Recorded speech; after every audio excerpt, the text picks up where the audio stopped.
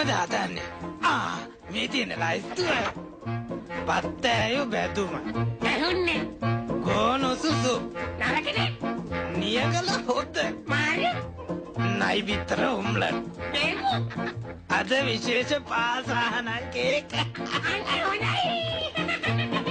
දෙන්නම් මං අද පප්පලට රජිනට යවනවා කේක් එක ලස්සන පාටට තියෙන්නට සායම් දානවා බේසමට එකක් මදි දෙකක් දානවා මේ බැනි බෝතලයක් දාලා වයින් ටිකක් කලවම් කරලා පොඩි කජු මත ටිකකුත් තියලා යම් මිරිසුත් යාමින් දාලා නෑ නේද?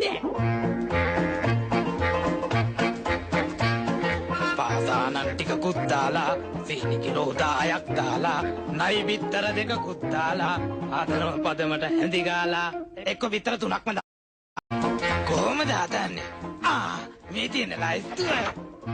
පත්තෑයෝ බැදුම. ඇහුන්නේ. ගෝනු සුසු. නරකනේ.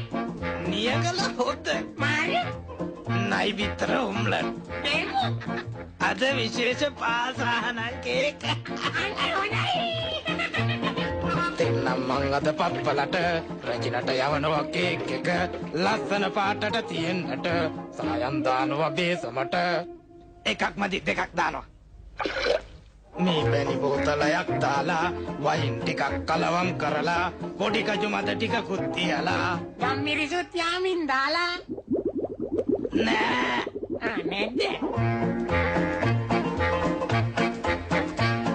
පාසානන් ටිකකුත් දාලා සීනි කිලෝ 10ක් දාලා නයි බිත්තර දෙකකුත් දාලා ආදරව පදමට හැඳි ගාලා එක්ක බිත්තර 3ක්ම දානවා රජිනට යවනවා කේක් එක ලස්සන පාටට තියෙන්නට සායම් දානවා බේසමට ලුණු ටිකකුත් දානව නේද?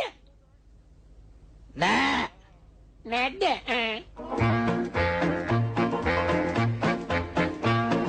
මිනි ඔළුවකුයි කටුස්සෙකුයි පොළඟගේ දලකුයි නාගයකුයි රස වෙන්නට රට ඉඳි ටිකකුයි නෑ නෑ නාරම් බික් 3කුයි වැඩි එකක් හොඳට ඕම ඇති රට කජු ටිකකුත් පොතු ගාලා පොතු ටික දානවා මද කාලා හොඳ ඇටි පදමට හැඳි ගාලා සුගඳ එන්න දානව වැනිලා.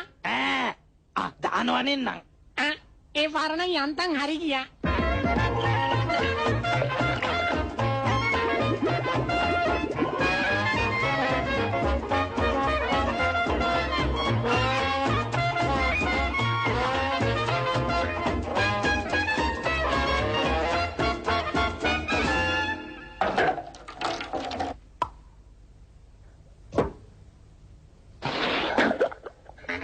හැදුවේ කේක් එක අපි දෙන්නයි අහුවෙන්නේ අර පප්පලවයි මාලිගාවේ වැඩ මග නවතේ මග මාස්ස දැන් කිඹුල්ලුකයි